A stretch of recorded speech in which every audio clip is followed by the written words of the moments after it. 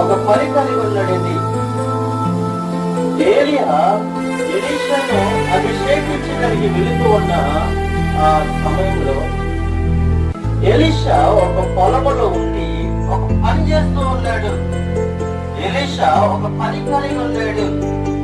ఏం కలిగి ఉన్నాడు అంటే దుక్కుదుని పనిలో ఎలీషా ఉన్నాడు.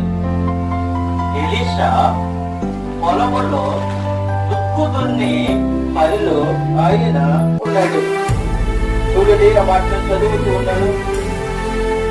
అతడు తన ముందర ఉన్న 12 అడుగుల మెట్ల చేత దుక్కు దున్నిచ్చిస్తూ 12వ అడుగ తోడుచుండెను.